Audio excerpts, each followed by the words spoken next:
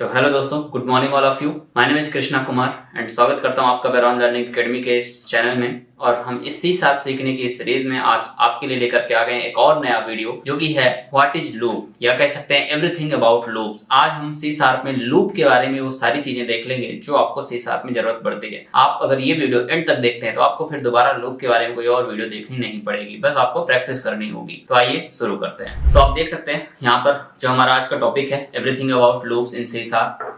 तो जब हम लूप्स की बात करते हैं तो सी शार्प में मेजर जो हमारे लूप्स होते हैं वो 3 लूप होते हैं। पहला तो आपका होता है फॉर लूप,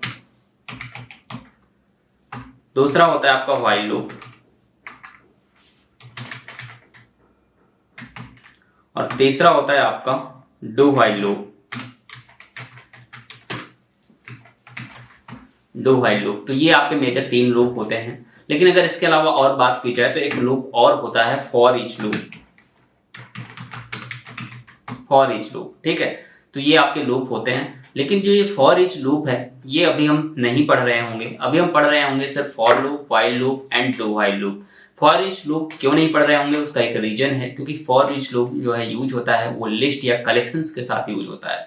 अब चूंकि कलेक्शन का कॉन्सेप्ट मैंने अभी तक आपको पढ़ाया नहीं है, कैसे एरे बनता है, कैसे लिस्ट बनती है, कैसे डिक्शनरी बनती है, ये सब कलेक्शन के कॉन्सेप्ट मैंने अभी आपको पढ़ाया नहीं है। तो अभी हम इस फॉर ईच लूप को छोड़ देंगे और इसको जब हम कलेक्शन एक बार पढ़ लेंगे ना तब हम इसको कवर कर रहे होंगे। अभी जो हम कवर करेंगे जो मेजर अपने 3 लूप हैं जिनके बिना कोई भी प्रोग्रामिंग लैंग्वेज में कोड करना तो बहुत ही मुश्किल है, ठीक है। तो ये मेजर जो लूप हैं for loop, while loop, do while loop, आज की इस वीडियो में पहले हम इनका प्रैक्टिकल देखते हैं। तो आते हैं फॉर लूप में और इसका प्रैक्टिकल कोड करके देखते हैं। हम आ जाते हैं अपने विजुअल स्टूडियो में।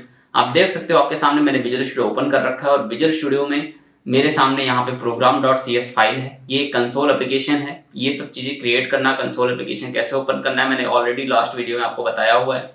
तो यहाँ पर program.cs फाइल के अंदर आप यहाँ पे देख सकते हो कुछ कोड लिखा हुआ है, जिसमें जो मेन फंक्शन है आपका वो ये है। मेन फंक्शन के यहाँ पर एक लाइन रखी हुई है console.writeLine हेलो वर्ड। तो अगर मैं अभी प्रोजेक्ट को रन करूँ तो यहाँ पे सिर्फ हमें हेलो वर्ड प्रिंट होकर के मिल रहा होगा। ये देखो हेलो वर्ड प्रिंट होकर के मिल रहा है। लेकिन अगर कोई आपको कह दे कि इस हेलो वर्ड को 3 टाइम्स प्रिंट करना है तो आप क्या करोगे? हेलो वर्ड्स को 3 टाइम प्रिंट करने के लिए आप इसको ऐसे 3 बार सेम लाइन लिख दोगे। पहले ये समझना जरूरी है ना कि लूप का यूज किस लिए होता है। मैं वो चीज आपको समझाने का प्रयास कर रहा हूँ कि लूप का आखिर यूज करते किस लिए हो आप। तो चीजों वैसे तो जनरली आपको पता होता है कि रिपीट करने के लिए करते हैं, ठीक है। तो लेकिन क्या रिपीट करने के लिए, क्यों रिपीट करने के लिए, उसका रीजन समझो। यहाँ पे मैंने 3 टाइम्स रिपीट कर दिया, ठीक है। अगर मैं इस बार प्रोजेक्ट को रन करूं तो मुझे 3 टाइम्स हेलो वर्ड लेकर के आ गया। अगर कोई मुझे बोल देता या मेरा ऐसा कुछ टास्क की रिक्वायरमेंट होती कि मुझे यहाँ पे 3000 टाइम हेलो वर्ड प्रिंट कराना है, ठीक है, ऐसा कुछ रिक्वायरमेंट आ सकती है कि मुझे 3000 टाइम हेलो वर्ड प्रिंट कराना है, तो क्या मैं 3000 टाइम ये सेम लाइन लिखता रहता? और अगर मैं लिखता भी रहूं तो मान लो मैंने एक दिन बैठ करके 3000 लाइन लिख भी दी तो आपका प्रोजेक्ट चल जाएगा, 3000 टाइम आपका हेलो वर्ड प्रिंट तो हो जाएगा। लेकिन ये आपको 3000 जो लाइन लिखनी पड़ी तो ये कोड बहुत ज्यादा हो गया ना। और कोडिंग में बेस्ट प्रैक्टिस यही होती है कि कोड कम से कम आप लिखो और आपका काम हो जाए। तो क्यों ना हम ऐसा कुछ अप्लाई करें कि कोड हमारा एक लाइन ही लिखा हो और 3000 टाइम प्रिंट करा दें या 300 टाइम प्रिंट करा दें। जितने टाइम आपको प्रिंट कराना हो आप प्रिंट करा दो, ठीक है। तो इसके लिए हम क्या करते हैं, हम इतनी सारी लाइन नहीं लिखेंगे। हम यहाँ पर ऐसी सिचुएशन में यूज करते हैं लूप्स का, किसका? लूप्स का। और लूप्स क्या होते हैं? किसी चीज को बार बार रिपीट करने के लिए, किसी चीज के इटरेशन करने के लिए हम लूप्स का यूज करते हैं। तो लूप एक तरह का सिंटेक्स ही है हमारा, जिसका यूज करके हम कोई इटरेशन कर सकते हैं या बार बार किसी चीज को रिपीट कर सकते हैं। तो यहाँ पर आप देख सकते हो कि मैंने इस लाइन को रिपीट करना है तो मैं इससे पहले यहाँ पे लूप लगाता हूँ। कौन सा लूप? पहले मैं यहाँ पे जो हमारा फर्स्ट लूप है फॉर लूप वो लगाता हूँ। मैंने यहाँ पे लिखा फॉर और मैं टैप टैप प्रेस करूंगा तो मेरा फॉर लूप यहाँ पूरा जनरेट भी हो जाएगा। ये देखो, आप जब विजुअल स्टूडियो में कोडिंग करते हो तो इतना इंटेलिजेंट होता है, आपको बस फॉर लिखना है, टैप टैप प्रेस करना है और पूरा लूप आपके सामने यहाँ पे जनरेट होकर के आ जाता है। एक तो ये ऑप्शन है। दूसरा, आप खुद से टाइप करो, क्योंकि अगर आपको पूरा टाइप करना आता है तो फिर जनरेट करके यूज करना कोई गलत बात नहीं है, आप आसानी से यूज कर सकते हो। क्यों लिखो एक अच्छा। लेकिन अगर आपको समझ ही नहीं आता तो आप जनरेट मत करो, पहले समझो कॉन्सेप्ट को। क्या कॉन्सेप्ट है? देखो यहाँ पे फॉर लूप जो मैंने लिखा, इस फॉर लूप में ये जो पहला इतना पार्ट है ये क्या है, और फिर ये जो सेकंड पार्ट है ये अलग पार्ट है, और फिर जो लास्ट पार्ट है i++ ये अलग पार्ट है। अच्छा, मैं इसको एक एक वर्ड आपको लिखता हूँ फिर आपको बताता हूँ। मैंने लिखा फॉर, फिर हम लगाएंगे ये पैरेंथेसिस, ठीक है, इसको पैरेंथेसिस बोलते हैं। और पैरेंथेसिस लगाया, फिर हमको यहाँ पे 3 चीजें देनी होती हैं। फॉर लूप का जो सिंटेक्स होता है वो होता है कि यहाँ पे पैरेंथेसिस के अंदर आपको 3 चीजें पास करनी होती है। पहली चीज होती है इनिशियलाइजेशन। मैंने आपको वेरिएबल का कॉन्सेप्ट पढ़ाया था, जिसमें आपको वेरिएबल बनाते हो तो उसमें कुछ वैल्यू इनिशियलाइज कर सकते हो। तो वैसे यहाँ पर एक वेरिएबल बनाना होता है, उसमें कुछ वैल्यू इनिशियलाइज करना होता है फॉर लूप का जब भी आप यूज करते हो। तो यहाँ पे मान लो मैंने आई नाम का वेरिएबल बना लिया, आप किसी भी नाम का वेरिएबल बना सकते हो, ए नाम का, बी नाम का, सी नाम का, नम नाम का, जो भी आपका नाम का वेरिएबल बनाना हो बना सकते हो। मैंने आई नाम का वेरिएबल बनाया और उसमें इंस्टॉल, अच्छा आई नाम का वेरिएबल बनाता हूं मैंने यहाँ पे आई नाम का वेरिएबल बनाया और उसमें इनिशियलाइज कर दिया 1, ठीक है। तो आप यहाँ पे देख सकते हो कि मैंने यहाँ पे आई नाम का वेरिएबल एक बनाया और उसमें इनिशियलाइज कर दिया 1। अच्छा, यहाँ पे जो आई नाम का मैंने वेरिएबल बनाया है, इस वेरिएबल को मैं किसी भी नाम को बना सकता हूँ, A B X Y Z, जिस भी नाम का आपको बनाना है बना सकते हो। फिलहाल मैंने इसमें 1 इनिशियलाइज कर दिया है। अब मुझे क्या करना है, पहला कंडीशन यही है कि आपको इनिशियलाइजेशन करना है फॉर लूप जब भी आपको चलाना है उसके पैरेंथेसिस में। फिर आपको कंडीशन चेक करनी है कि फॉर लूप कब तक चलाना है, कब तक चलाना है वो बहुत जरूरी है। अगर आपको यही पता नहीं कि कब तक चलना है तो फिर लूप लगाने कोई मतलब नहीं। या अगर आप कंडीशन ही आपकी गलत हो रही होगी तो फिर आपका लूप प्रॉपर वर्क नहीं करेगा। तो यहाँ पे आपकी कंडीशन, एक सही कंडीशन देनी है। मान लो मैं यहाँ पे बोल देता हूँ कि मुझे जो हेलो वर्ड है वो 10 टाइम प्रिंट करना है, तो मैं बोल देता हूँ कि यहाँ पे मुझे ये कंडीशन दे देनी है कि आई जो है हमारा जब तक लेस देन हो या लेस देन इक्वल हो किससे, 10 से। लेस देन इक्वल 10 करेंगे तभी तो 10 तक जाएगा। अगर मैं लेस देन 10 कर दूंगा तो 9 तक ही जाएगा। तो मैंने लेस देन इक्वल कर दिया ताकि 10 तक जाए। तो मैंने ये कंडीशन दे दी।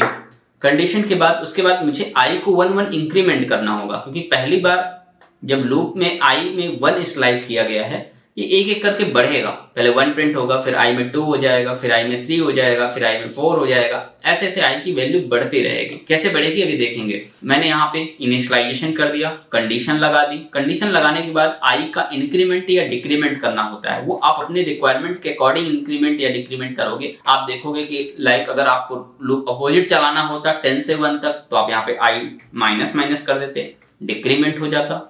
अगर आपको आई बढ़ाना है 1 से 10 तक तो आई यहाँ पे प्लस प्लस कर दोगे, आई एक एक करके बढ़ता रहेगा, ठीक है। तो ये आपने क्या कर दिया, लूप को डिक्लेयर कर दिया। देखो इतने में कोई एरर नहीं है, लूप आपका डिक्लेयर हो गया है। लेकिन अब लूप की बॉडी अभी आपने नहीं बनाई। लूप की बॉडी बना करके उसके अंदर कुछ कोड भी तो लिखोगे कि जब आई आए ऊपर से 1 पहली बार तो क्या होना है, जब 2 आए तो क्या होना है, जब 3 आए तो क्या होना है। तो लूप की बॉडी हमें बनाना पड़ेगा, तब हम लूप के अंदर कुछ कोड भी लिख सकते हैं। तो ऐसे हम करली ब्रेसेस लगा करके लूप की बॉडी हम बना देंगे। और फिर ये जो कंसोल डॉट राइट लाइन, ये जो लाइन थी, इस लाइन को हम यहाँ से कट करेंगे और लूप के अंदर रख देंगे। ये हमने लूप के अंदर रख दिया। अब आप यहाँ पर देख सकते हो कि पहली बार जब लूप चलेगा, यहाँ पे है फॉर लूप और इंट आई इक्वल 1 है। तो अभी पहली बार 1 है, इसके अंदर जाएगा, यहाँ पे कंडीशन चेक होगी तो कंडीशन सही पाई जाएगी तो अंदर जाएगा, ये लाइन एक बार प्रिंट हो जाएगी। फिर क्या होगा, जब एक बार ये पूरा कोड चल जाएगा तब क्या होगा, आई वापस से आएगा यहाँ पर, आई की वैल्यू इंक्रीज की जाएगी। पहले 1 थी अब 2 हो जाएगी। उसके बाद फिर वापस से आएगा यहाँ पर फिर से कंडीशन चेक होगी कि आई में 2 है तो क्या 2 जो है लेस देन इक्वल 10 है, क्या 10 से छोटा और बराबर है, हाँ है, कंडीशन सही है। तो अगर कंडीशन सही है तो सीधे अंदर चला जाएगा, अब वापस इसमें नहीं जाएगा इनिशियलाइजेशन। ये इनिशियलाइजेशन सिर्फ एक टाइम ही होता है जब पहली बार लूप चलता है, अब नहीं जाएगा इनिशियलाइजेशन में। अब बस यहाँ पे इंक्रीमेंट में गया, कंडीशन में गया, फिर अंदर आ जाएगा, फिर से इस लाइन को प्रिंट कर देगा, फिर से यहाँ पर जाएगा आई प्लस प्लस में, अब 2 की जगह 3 हो जाएगा, क्योंकि प्लस प्लस क्या काम करता है, एक का इंक्रीमेंट कर देता है। ये मैंने ऑलरेडी आपको ऑपरेटर के टाइम में पढ़ाया हुआ था, इंक्रीमेंट डिक्रीमेंटर ऑपरेटर, तो आपको ये पता ही होगा। तो यहाँ पर अब 3 हो जाएगा, फिर 3 लेस देन इक्वल 10, जब ये चेक किया जाएगा तो नेक्स्ट लाइन प्रिंट हो, फिर से वही लाइन प्रिंट हो जाएगी। इस तरह से 10 टाइम अब ये लाइन हमारी प्रिंट हो रही होगी। अगर अब सबसे लास्ट में हमने देखो ये कंसोल डॉट रीड लाइन हम लूप से बाहर ही लगाएंगे, क्योंकि जब एक बार पूरा लूप चल जाए, जब ये हेलो वर्ड प्रिंट हो जाए एक बार पूरी तरह से, तब सबसे बाद में हमको स्क्रीन को रोकना है, ठीक है, होल्ड करना है उसको।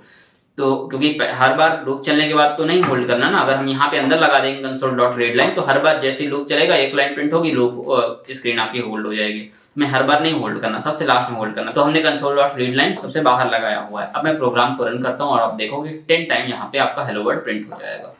तो आप देख सकते हो यहाँ पे 10 टाइम आपका ये हेलो वर्ड प्रिंट हो गया। अच्छा, ये 10 टाइम यहाँ पे प्रिंट हुआ है, आप इसको कितने टाइम भी प्रिंट करा सकते हो, आप इसको 1000 टाइम भी करवा सकते हो, ठीक है। तो जैसे यहाँ पे ये 10 टाइम प्रिंट हो गया, इसको आप कितने भी टाइम प्रिंट करा सकते हो, इसको आप 10,000 टाइम भी प्रिंट करा सकते हो। अगर मैं प्रोग्राम को इसको कट कर दूं, मैं यहाँ पे 10 की जगह कुछ और दे दूं, मैं यहाँ पे दे दूं 300, तो आप देखोगे आई स्टार्ट हो रहा है 1 से, लेस देन इक्वल 300 तक चलेगा। देखना अब मैं अगर प्रोग्राम को रन करूं तो 300 टाइम हमें हेलो वर्ड प्रिंट होकर के मिलेगा।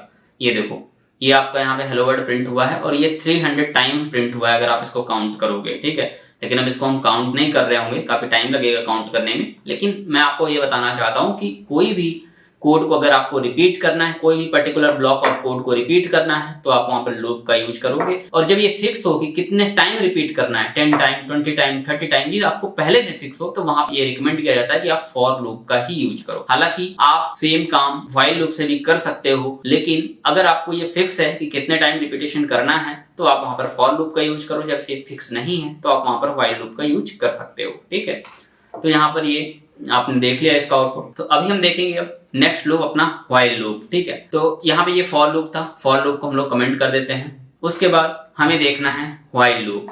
तो व्हाइल लूप बहुत ही सिंपल सा है, आप यहाँ पे लिखते हो व्हाइल, ठीक है। अब व्हाइल के बाद यहीं पे ब्रैकेट लग जाता है और ब्रैकेट लगने के बाद उसका भी ब्लॉक ऐसे ओपन हो जाता है, ठीक है। बहुत सिंपल सा कॉन्सेप्ट है। देखो इतना सिंटेक्स अगर आपको याद है तो फिर आपको व्हाइल लूप कहीं पर भी लिखने में कोई दिक्कत नहीं होगी। अच्छा, ये जो लूप वगैरह मैं पढ़ा रहा हूँ ना कि 10 टाइम हेलो वर्ड प्रिंट करना या 20 टाइम हेलो वर्ड प्रिंट करना, 300 टाइम हेलो वर्ड प्रिंट करना, एक्चुअल में जब प्रोजेक्ट में काम करोगे ना तो वहाँ पे हेलो वर्ड नहीं प्रिंट करना होगा इतने टाइम। आपको एक्चुअल में प्रोजेक्ट में क्या करना होगा, किसी पर्टिकुलर ब्लॉक ऑफ कोड को रिपीट करने की जरूरत पड़ेगी जब किसी पर्टिकुलर ब्लॉक ऑफ कोड को डायनेमिक कर रहे होगे। चलो मैं ऐसे एक वर्बल एग्जांपल देता हूँ। लाइक हमें एक एम्प्लॉय टेबल प्रिंट करानी है या स्टूडेंट की टेबल प्रिंट करानी है। आप स्टूडेंट हो, आप ज्यादा रिलेट करोगे। स्टूडेंट की टेबल प्रिंट करानी है, ठीक है। अब टेबल में 1000 स्टूडेंट है, तो क्या हम 1000 टाइम बार बार वो लाइन लिखेंगे थोड़ी ना, हर एक नए स्टूडेंट के लिए हम बार बार वो लाइन लिखें? नहीं, 1000 टाइम लाइन हम नहीं लिखेंगे। हम बस एक ही लाइन लिखेंगे और उसको लूप के थ्रू रिपीट करवा देंगे और उसके अंदर की जो वैल्यू है वो वैल्यू हम डायनेमिक कर देंगे। यानी कि वहां पर वैल्यू की जगह वैल्यू स्टैटिक लिखने की बजाय वहां पे हम वेरिएबल लिख देंगे और वेरिएबल में वैल्यू आती रहेगी लूप के बाहर से। तो इस तरह से डायनेमिक वैल्यू, और लूप क्या करेगा, उस लाइन को 1000 टाइम या जितने स्टूडेंट होंगे उतने टाइम रिपीट कर देगा। तो इस तरह से लूप का यूज एक्चुअल में प्रोजेक्ट में होता है, ठीक है। अब आगे चल के जब हम प्रोजेक्ट करेंगे तो सारी चीजें भी प्रैक्टिकल देखेंगे। फिलहाल आप बस एक बार लूप समझ जाओ जब हम, ताकि इनका यूज करें प्रोजेक्ट में तो आपको समझ में आए क्लियरली, ठीक है। तो यहाँ पे दूसरा हमारा व्हाइल लूप। व्हाइल लूप में भी सिंपल हमने व्हाइल कीवर्ड लिखा, पैरेंथेसिस लगाया। अब पैरेंथेसिस के अंदर यहाँ पे आपको ना सिर्फ कंडीशन लिखनी होती है। यहाँ पे आपको ऐसा कुछ, जैसे हमने फॉर लूप में क्या करते हैं, फॉर लूप में पहला पार्ट होता है इतना, ये जो कॉलम तक का पार्ट है ये क्या होता है, इनिशियलाइजेशन का पार्ट होता है। फिर ये जो बीच वाला पार्ट है इतना, ये क्या पार्ट होता है, ये आपका कंडीशन का पार्ट होता है, ठीक है। और फिर जो लास्ट वाला पार्ट होता है ये इंक्रीमेंट या डिक्रीमेंट का पार्ट होता है। लेकिन जब आप आते हो व्हाइल लूप में, तो व्हाइल लूप में यहाँ पे पैरेंथेसिस के अंदर सिर्फ एक ही चीज लिखनी होती है और वो है कंडीशन। क्या है? कंडीशन। कंडीशन यानी कि आपको कहां से कहां तक लूप चलाना है, ठीक है। अब वो कंडीशन वेरिएबल भी हो सकती है, हो सकता है कोई वेरिएबल ऊपर से आ रहा हो, वेरिएबल तक चलना हो लूप, ठीक है। तो वो कंडीशन आपको यहाँ पे, जो भी कंडीशन आपको पास करनी है यहाँ पे आप पैरेंथेसिस के अंदर पास कर दोगे। अच्छा, तो कंडीशन आप पास करनी है तो कंडीशन बनाने के लिए कुछ तो होना चाहिए। लाइक अगर मुझे यही काम करना है, मान लो मुझे 10 टाइम हेलो वर्ड प्रिंट करना है, तो मैंने यहाँ पर कंडीशन लिखा कि आई लेस देन इक्वल 10, ठीक है। यहाँ पे मैं आई कर देता हूँ, इंटर नहीं, ठीक है। आई लेस देन इक्वल 10 मैंने कर दिया, ये मैंने कंडीशन लिख दी यहाँ पर, ठीक है। अच्छा, अब ये आई में कुछ होना भी तो चाहिए, तभी तो चेक करोगे। तो आई में कुछ होना चाहिए, इसका मतलब कि जब व्हाइल लूप आप लिख रहे होते हो तो व्हाइल लूप लिखने से पहले ही इनिशियलाइजेशन कर दी जाती है। फॉर लूप क्या होता है कि फॉर लूप के पैरेंथेसिस के अंदर ही इनिशियलाइजेशन होती है। लेकिन हमेशा याद रखना, जब भी व्हाइल लूप यूज करते हो तो व्हाइल लूप के अंदर जब भी कंडीशन दे रहे होते हैं तो कंडीशन में जो भी वेरिएबल यूज होते हैं वो वेरिएबल पहले ही इनिशियलाइज हो चुके होते हैं, ठीक है। तभी वो अंदर यूज होते हैं यहाँ पर, क्योंकि यहाँ पे इनिशियलाइज करने का कोई ऑप्शन नहीं होता अंदर यहाँ पर पैरेंथेसिस के अंदर। तो यहाँ पे आई में पहले से वैल्यू इनिशियलाइज कर दी जाएगी। इंट आई इक्वल, मान लो मैंने 1 इनिशियलाइज कर दिया क्योंकि 1 से लेकर के मुझे 10 तक प्रिंट कराना है, तो मैंने वहां पे 1 इनिशियलाइज कर दिया। अब यहाँ पे 1 इज लेस देन 10 चेक कर लिया, कंडीशन सही है, अंदर चला जाएगा। और जैसे अंदर गया तो मैंने ये लाइन उठा करके प्रिंट करा दी, ये लाइन उठा करके प्रिंट करा दी, ठीक है। उसके बाद ये लाइन पहली बार तो प्रिंट हो गई। अब क्या, अब आगे कैसे बढ़े, फिर से मुझे उसी पूरी चीज को रिपीट करना है। तो कैसे होगा, मुझे इसी लाइन के नीचे आना है और यहीं पे आई प्लस प्लस कर देना है। देखो विजुअल स्टूडियो कितना इंटेलिजेंट है, अपने आप रिकमेंडेशन भी दे देता है, ठीक है। लेकिन आपको पूरा यूज आना भी चाहिए, कि कोड लिखना भी आना चाहिए, क्योंकि जब आप इंटरव्यू वगैरह देने बैठते हो ना, वहाँ पे उनका खुद का कोड एडिटर होता है, फिर वहाँ पे आपको कोई रिकमेंडेशन वगैरह नहीं मिलते हैं। तो आप यहाँ पर देखोगे कि मैंने लिखा आई प्लस प्लस, तो अब क्या होगा कि जब पहली बार ये लाइन प्रिंट हुई, अब क्या होगा दूसरी लाइन में आई इंक्रीमेंट हो जाएगा। आई में क्या कितना था, आई में 1 था, आई में 2 हो जाएगा। जब आई में 2 हो जाएगा तो फिर वापस कर्सर यहीं पे आएगा, यहाँ पर फिर से कंडीशन चेक करेगा, फिर से कंडीशन चेक करेगा और यहाँ पे कंडीशन अभी भी सही है तो अंदर जाएगा, फिर से लाइन प्रिंट करेगा, फिर ये इंक्रीमेंट हो जाएगा, 3 हो जाएगा, फिर जाएगा, कंडीशन चेक होगा, जब तक बाहर नहीं आएगा तब जब तक कि कंडीशन ना गलत हो जाए। तो जब यहाँ पर 10th टाइम लाइन ये प्रिंट हो जाएगी और यहाँ पे i++11 हो जाएगा, तो जब ये 11 जाकर के यहाँ पे कंडीशन चेक होगा कि 11 लेस देन इक्वल 10, तो कंडीशन होगी गलत, और जब कंडीशन होगी गलत तब हम आएंगे बाहर और फिर ये console.readline चलेगा और हमारी विंडो को होल्ड करेगा। ठीक है, तो इस तरह से ही चलता है कुछ। ठीक है, अब यहाँ पर मैं इस प्रोग्राम को रन करूं तो आप देखो यहाँ पे 10 टाइम आपका हेलो वर्ल्ड फिर से प्रिंट हो गया। ठीक है, तो इस तरह से आप देख सकते हो मैं वो सेम काम फॉर लूप से भी कर सकता हूँ, व्हाइल लूप से भी कर सकता हूँ, कोई इशू नहीं। अच्छा, यहाँ पर आप देखो कि ये 10 जरूरी नहीं कि आपका स्टैटिक ही हो सकता है ये डायनेमिक आ रहा हो,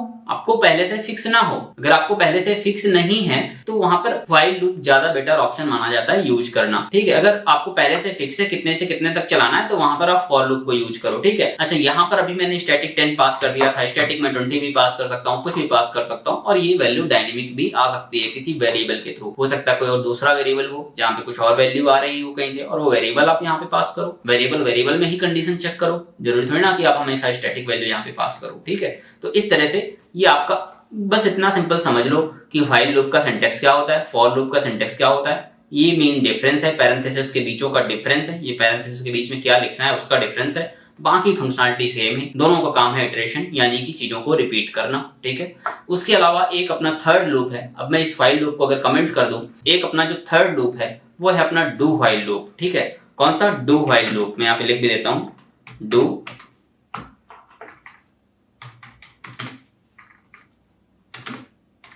डू व्हाइल लूप। ठीक है, तो ये अपना थर्ड लूप है।